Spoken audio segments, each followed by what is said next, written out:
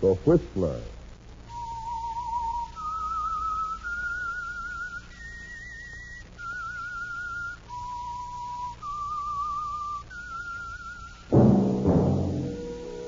And now the Whistler's strange story. Murder in Paradise.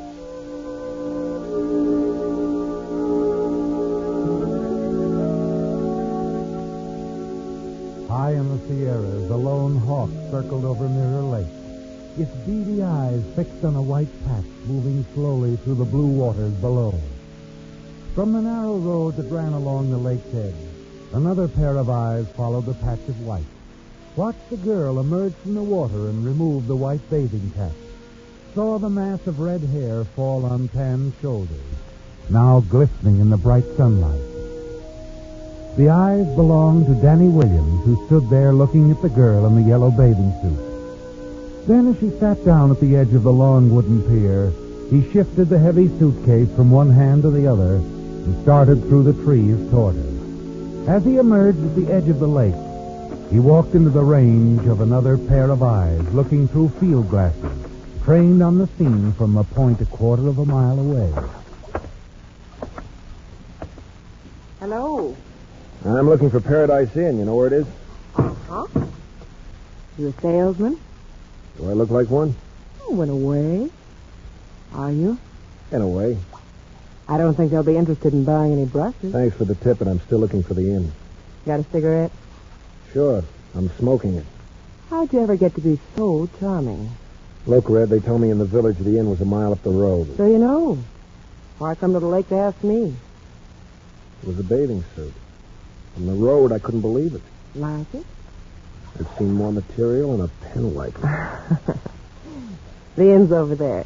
Take the side road. Thanks. See it? Nothing wrong with my eyes. From the way you've been staring at me, I thought you might have sprained them.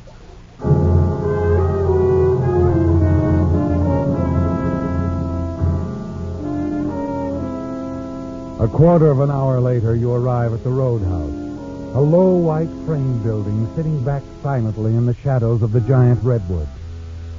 This is it, isn't it, Danny? The Paradise Inn, where you're going to spend the next 3 months pounding the piano for Johnny Hedges. Your first job, Danny, since the prison gates closed behind you. Gave you back your freedom. And you've made up your mind that it will never happen again. You're going to stay out of trouble. That's all you can think about as you cross the parking area, mount the wooden stairs, and walk along the veranda. There's a musty odor in the air. You set your suitcase down by the front door.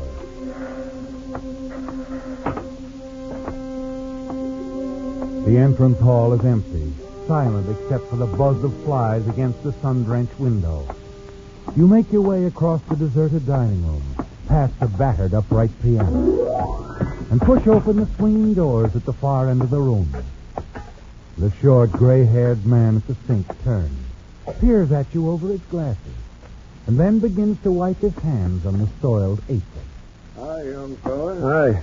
Where'll I find the boss? Oh, he'll be around. You, must be the new piano player. That's right, Danny Williams. Williams. Danny Williams. You never heard of me before. I'm Gus Peters. I do the cooking. Sit down, sit down. Thanks. He didn't meet you at the bus stop, huh? Who's he? Mr. Hedges? Hedges? No. How about a cold beer? You look like you could use one. Got any milk? Milk? Say, you sure you're the piano player? I said I was. Ulcers? No ulcers. The cows need publicity. Yeah, okay. If that's what you want. Why didn't somebody meet me at the bus stop? It's a long hike out in this heat. Well, I can't drive for one thing. Never could learn how. Slade is still sleeping, I guess. He wouldn't go after you anyway. And the boss had other things to do. Must have outside interest. Ain't business so much that keeps Mr. Hedges busy. It's keeping up with his wife that's got him going. His wife? Yep. Don't let her out of his sight much. Hey, want a sandwich or something? No, not that. He doesn't trust her. Real jealous, you know. Thinks every man he talks to is going to take her away from him. How about a piece of pie? No, this'll do. Yeah. We sure have been having a fast turnover of piano players around here. They, couldn't stay away from her. It's the perfume, huh? Uh-huh. Yeah. Been only 2 men around here who ain't ever been bothered by Mrs. Hedges. Me and Andy Slade. You'll meet him. He works here in the bank. How does he manage to resist? Ain't never been able to figure it out. He's strictly business and a natural cold fish. You leave your stuff on the veranda, Danny? Yeah. I'll take it up. Your room's in the attic next to mine. Don't bother. No bother. Just going upstairs in a few minutes anyway. Take a little snooze. Any objection if I try the piano on for size? No, go ahead. Yeah. Thanks. Gus? Danny. Yeah? Stay away from her, son. Just tend to your piano and you'll be all right. Yeah. Yeah, sure.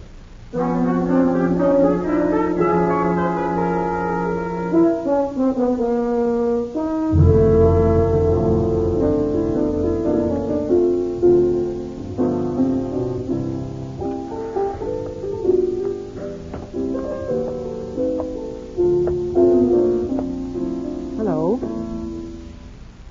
So this is what you sell. Yep. Strictly music. You play very well. Much better than the others. Thanks. I knew you would. I could tell by your hands. They're different. I bet you were a child prodigy. I was born a poor but honest peasant in the Bronx. My mother scrubbed floors so I could have piano lessons. She thought I'd become a concert pianist. It didn't work out. Don't cry. I just made that up. Who kicked you while you were down, music man? Look, Red.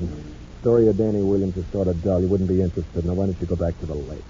You're very rude. Business is business, Mrs. Hedges. Oh. You know who I am? Yeah, the boss's wife. Period. What does that mean? It means I need the job and I don't like wives that are on the prowl. Sort of fast with your mitts, aren't you, baby?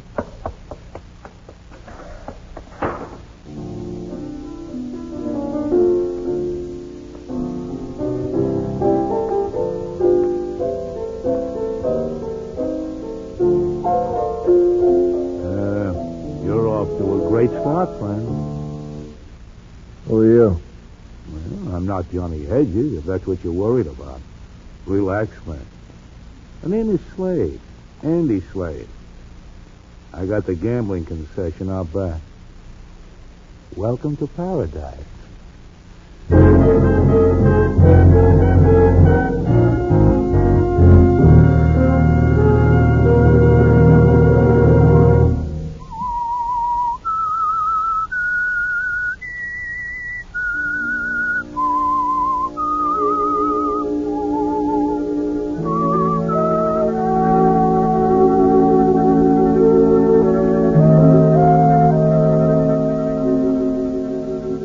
It's an unusual job, isn't it, Danny?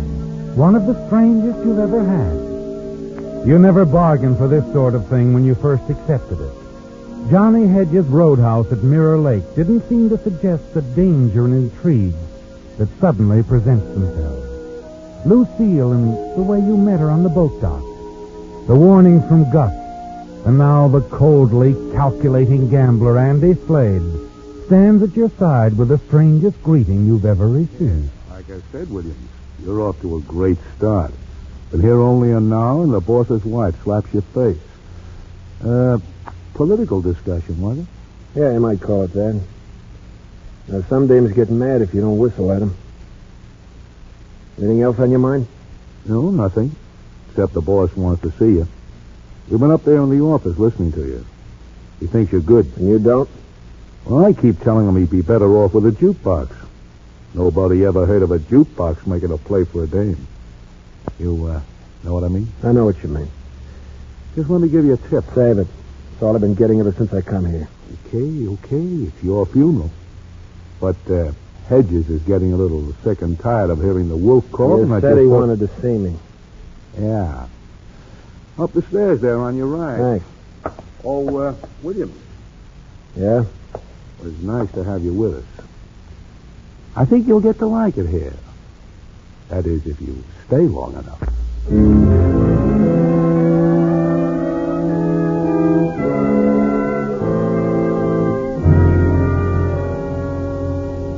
Come in, William. Come in. Your gambling concession said you wanted words. That's right. I just want to iron out a few things before you start. Now, you're an ex-con on parole. That's been ironed out. The past 3 years took care of it. I'm here to play the piano, and that's all. Yeah. Yeah, that's all you're here for. Just remember that. Some of the others didn't. So I love music. Well, I'm glad to hear it, Williams. I'm glad to hear it. It'll save us both a lot of headaches. All right. Now, you'll play in the dining room from 8 till closing time. You take the breaks to suit yourself. Won't be a lot of people in the dining room. Sometimes there may not be any at all. I'm not fussy. And another thing, you might as well know from the start. I don't make my money from the dining room. Not much on the bar either. I didn't think you did. I got a place fixed up in the back. Dice table, roulette wheel. Andy Slade runs that end of it. It's not going to affect you one way or the other. Sure. Well, that all? Yeah. Yeah, you met everyone, have you? Yeah, Slade and Gus the cook. And my wife. You were talking to her down there on the pier a couple hours ago. Yeah. No one picked me up at the bus stop, so I had to walk. I was asking directions. Uh-huh. All right, Williams, just remember what I said. You stick to your piano playing, we're going to get along fine. If you get bored, let me know. I'll buy you a book.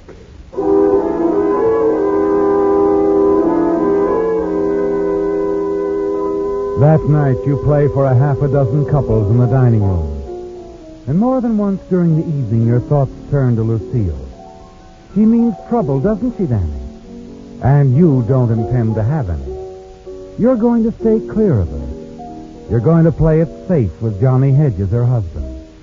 You have no intention of winding up in the lake with a bullet in your head or back in a prison cell. In the nights that follow, you become accustomed to the habits of the Paradise customers. Learn when to be on hand, when you can slip away for a quiet smoke or a chat with Gus. And then one night in the middle of the second week, you go out on the veranda and light up a cigarette. Hello, Danny. Oh, hello. You've done a good job these past 10 days. Thanks. Of staying away from me, I mean. I catch on quick. You don't know what it is to feel out of place. To go for drives all by yourself. Aimless walks along the beach. You do that? Almost every night after the customers leave. The cove on the North Shore. Why? Oh, I don't know. Get away, I guess. From your husband? From myself, maybe. I don't know, Danny. I'm just confused sometimes. Yeah, I'd say so, too. Excuse me, William. I gotta go confuse some customers.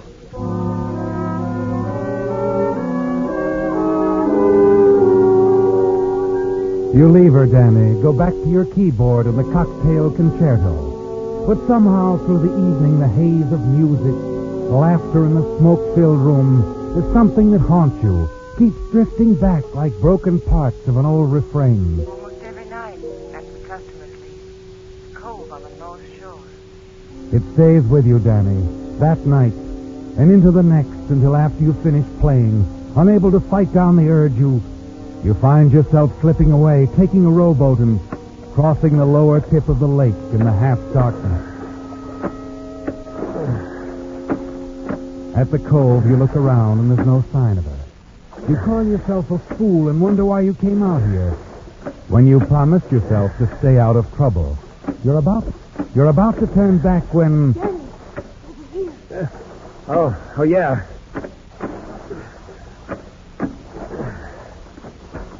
You can step right out here. Yeah. I'll pull the boat up a ways. That's better. I really don't know why I came. I'm glad you did, Danny. Glad to have somebody to talk to. But I don't want to get you into trouble. Any harm in just talking? She wouldn't think we were just talking. Forget about it for a while, Lucille. Lucille. Sounds nice the way you say it. Does it? You know, Danny, you're not as hard as you pretend. No? If you were, you wouldn't have rode way out here to meet me. Danny. Yeah? Don't do it again. You'll lose your job. So it's a job, anyway, the piano needs time. But it can cause you trouble. Danny, you've got to ignore me, act as if I didn't exist. If it's any other way, you won't last here. Not at all. Is that why Slade lasted? Slade and I hated each other from the first. Johnny knows that. That's why he gives Slade anything he wants. Nice guy, your husband.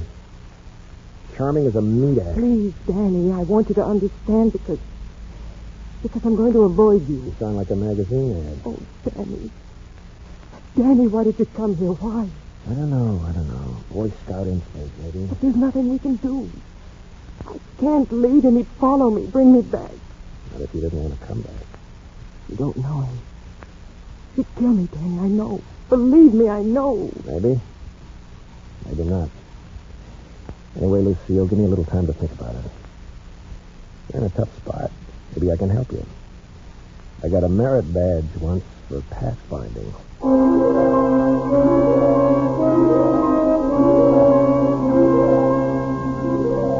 When you leave her, Danny, and start the long row back across the lake, you remember a promise. One that you made to yourself about staying out of trouble. And you ask yourself if this is the way. When you arrive at the boat dock, you're convinced that it must end right here. And then going up the path toward the roadhouse, you pass a small cottage in back of the inn. And suddenly you're aware of voices arguing, and you stop to listen. You drove around the lake. You met some guy. Oh, John, please, I just... Easy, son. Where are you going? Gus. I've been waiting to warn you. Hedges knows she met somebody. Good thing you didn't ride back with her in the car. Come on, Danny. Let's go back to the inn. Look, Gus, Come on, Danny. Yeah, I guess for a minute I had the crazy idea I should be butting in. You better stay clear of that setup, Danny. She's his wife, not yours, you know. I just play the piano here, sure. That's what you get paid for. Okay. Just forget everything else, son. Forget everything. Except that you're the guy who wants to stay out of trouble.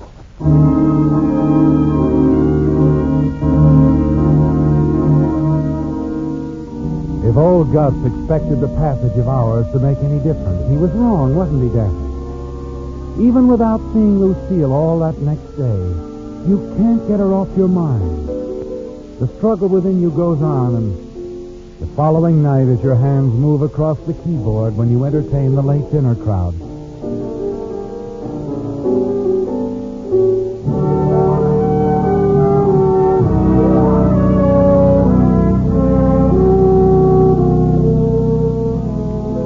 And then, shortly after 1 a.m, she comes in, moves quickly across the room, and as she goes past you at the piano, there's a quickly whispered message. I've got to see you, Danny, out back.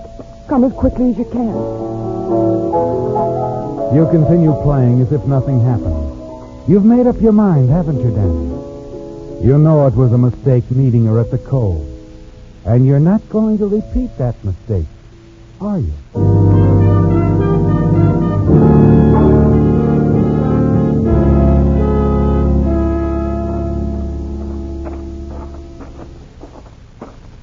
Danny. Lucille. Danny, I had to see you. Sure. Oh, Danny, I can't stand it any longer. Danny, someone's coming. Hello. Easy. I thought I told you to stick to your piano playing, music man. Leave us alone, Lucille. Go back inside. Oh, Danny, I'm afraid. Go on. Yeah, beat it, Lucille. Because right now I'm going to go to work on him. As Johnny Hedges comes out of the darkness after you, there's a flash of a knife blade. You run for it. It's like a nightmare, isn't it, Danny? All out of focus, unreal. A strange, struggling sensation. There's the fleeting memory of the knife falling on the path, and then movement over which you have no control. Blows falling, exchanging, a dull thud, and then... Danny, you all right? I hit him, Gus. Came at me and I hit him. With this? I know. Drop it, Danny. Drop it. Come on, son. You've got to get out of here. No, wait. He's still alive, Danny. You've got to get away before No, it was self-defense. I can tell him that. They won't believe you. You're an ex-con. Doesn't make any difference. I can't leave him like this, no matter what happens to me. I'm going to get him to a hospital. Come on, help me get him to his car. Still alive. And I got to try to keep him that way.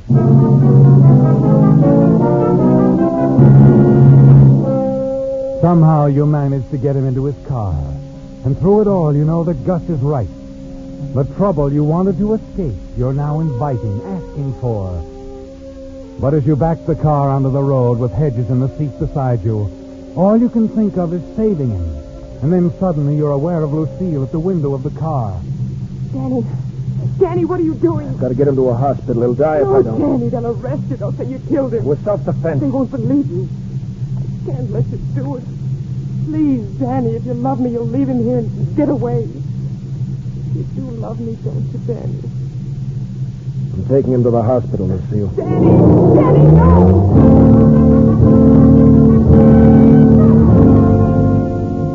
She leaps back as the car moves forward.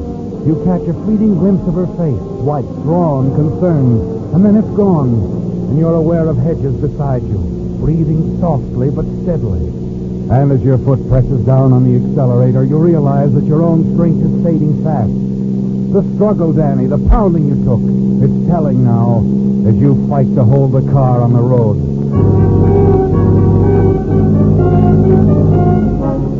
Moments later, a flash of light caught in the rearview mirror. It blurs your vision.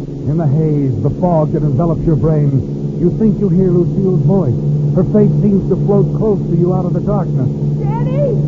Danny, listen to me. Stop the car! No, Lucille. Danny, the curve! Look out!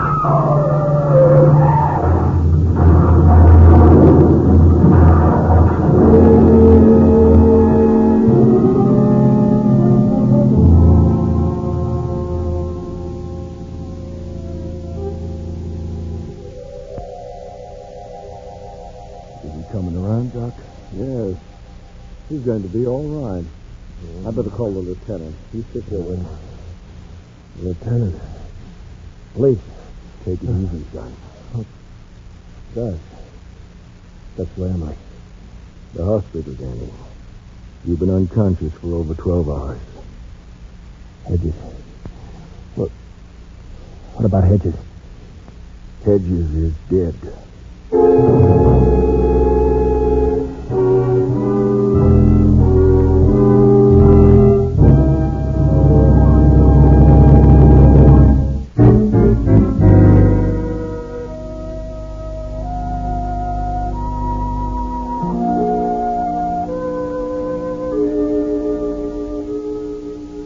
Trouble, Danny.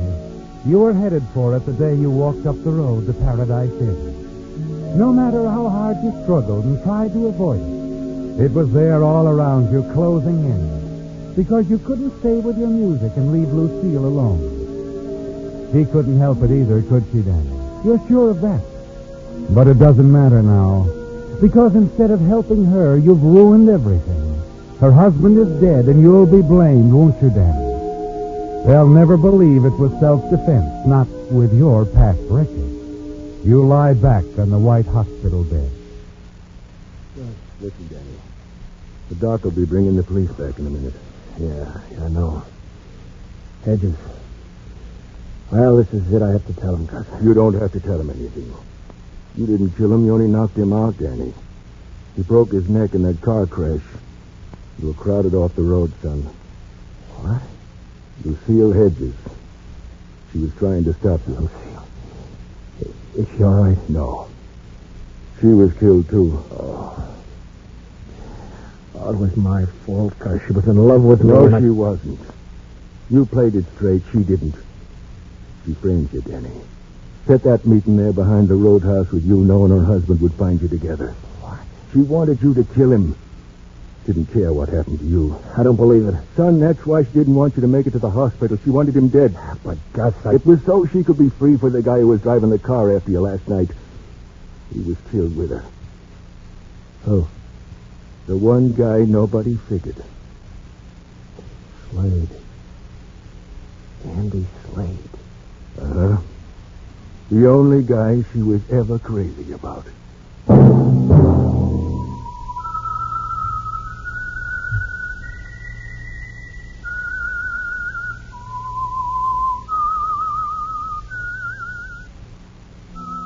The Whistler has been a presentation of the United States Armed Forces Radio Service, the voice of information and education.